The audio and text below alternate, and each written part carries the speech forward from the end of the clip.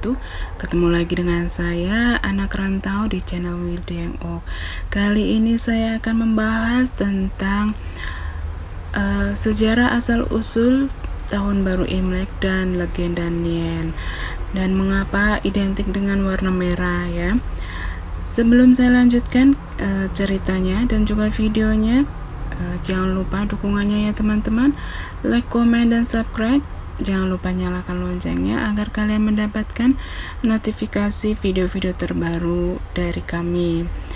Nah, saksikan terus ya teman-teman video berikut ini, seperti apakah legenda Nian dan juga asal-usul sejarahnya Tahun Baru Imlek. Yuk kita saksikan video berikut ini. Baiklah teman-teman, di sini kita akan mulai ceritanya.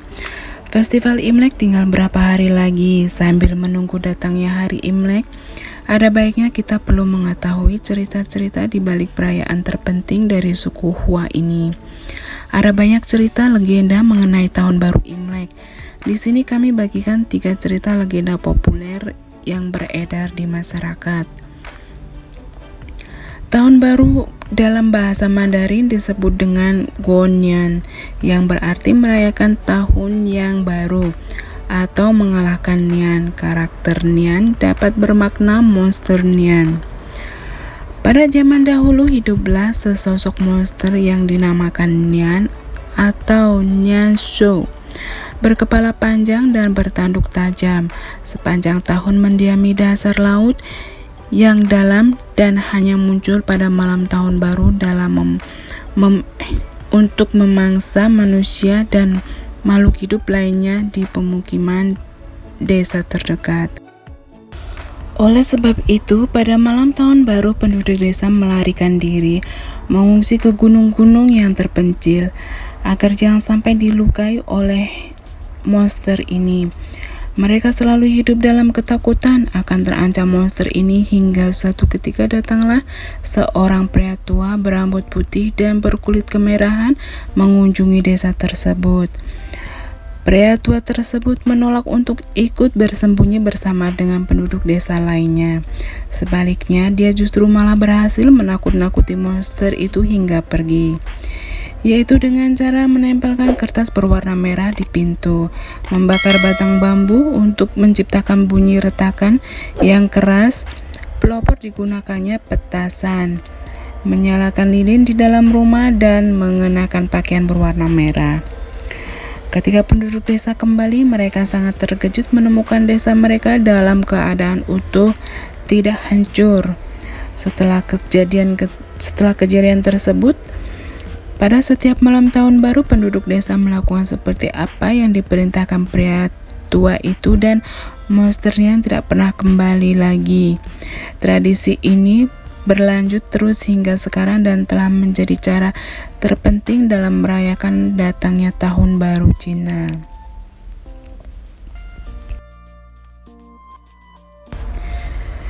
Yang kedua, legenda mengapa orang memberi angpau saat Imlek.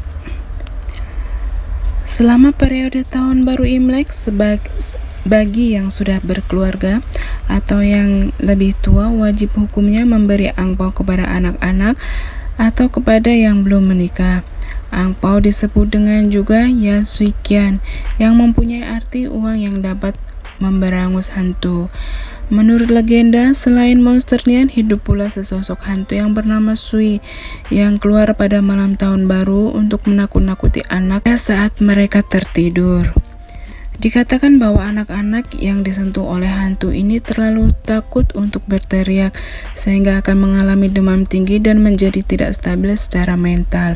Untuk menjaga agar anak tetap aman terhindar dari ancaman hantu Sui, para orang tua harus menyalakan lilin dan tetap terjaga sepanjang malam. Pada satu malam tahun baru di sebuah rumah keluarga pejabat, sang orang tua memberikan 8 keping uang logam sebagai mainan agar si anak tetap terjaga dan terhindar dari ancaman dilukai oleh hantu tersebut.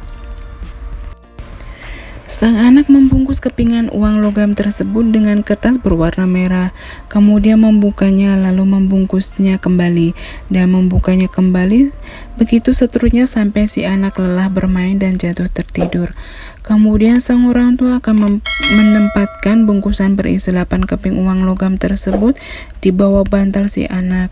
Ketika hantu si mencoba menyentuh dahi sang anak, ke-8 keping uang logam tersebut akan memancarkan cahaya yang kuat dan menakut-nakuti hantu tersebut hingga pergi. Ke-8 keping uang logam tersebut menjadi sosok 8 peri pelindung. Sejak itulah memberi angpau menjadi cara untuk menjaga agar anak-anak tetap aman dan membawa keberuntungan.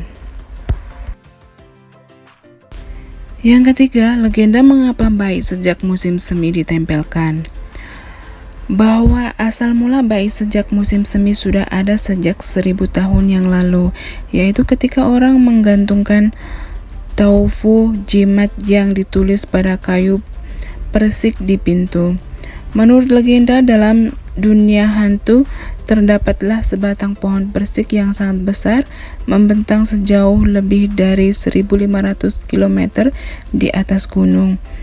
Menghadap timur laut pohon tersebut terdapat 2 pengawal bernama Sentu dan Yuli yang berjaga di pintu masuk dunia hantu. Mereka akan menangkap hantu-hantu yang melukai manusia, kemudian dijadikan sebagai santapan kepada harimau.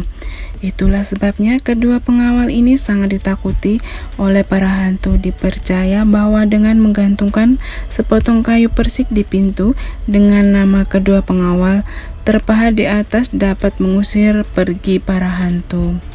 Pada dinasti Song 960 sampai 1279 orang mulai menuliskan 2 bait kalimat yang berlawanan pada kayu persik sebagai ganti nama kedua pengawal tersebut. Lambat laun kayu persik mulai digantikan dengan sehelai kertas berwarna merah yang melambangkan keberuntungan dan kebahagiaan.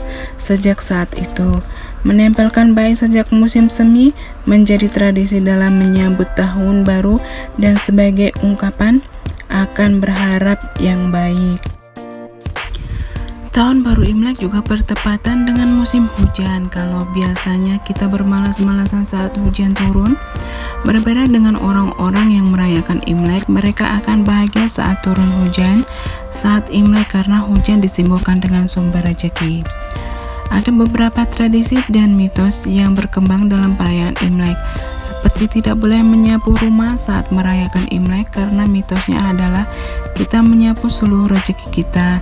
Jadi kalau mau berberes rumah, sebaiknya dilakukan sebelum Imlek. Mitos lainnya adalah orang yang belum menikah tidak boleh memberikan angpau. Konon katanya kalau belum menikah dan memberikan angpau, nanti lama bertemu jodoh. Nah, itu dia sejarah dan mitos mengenai perayaan Imlek. Tahun Baru Cina atau yang juga disebut Tahun Baru Imlek dirayakan setiap tahunnya terutama oleh komunitas masyarakat Cina di berbagai penjuru dunia, tak terkecuali di Indonesia.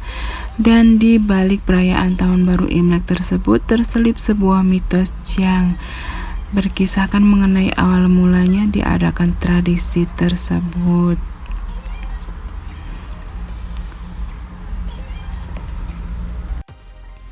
Tahun Baru Imlek dirayakan pada hari pertama penanggalan kalender Cina yang biasanya jatuh di sekitar bulan Januari dan Februari kalender Masehi. Perayaan Tahun Baru Imlek juga biasanya dirayakan selama 15 hari pertama dan diakhir dengan perayaan Cap Gomeh. Berbagai kegiatan unik bisa terjadi di saat dilakukannya perayaan Cap Gomeh, seperti festival lampion yang bisa dirayakan masyarakat Taiwan. Selain itu, Cap Gomeh juga disebut sebagai Hari Valentine sebagai masyarakat Cina, yaitu dengan tradisi melempar jeruk yang telah ditulis nomor kotak telepon ke dalam sungai yang dilakukan oleh para wanita telanjang.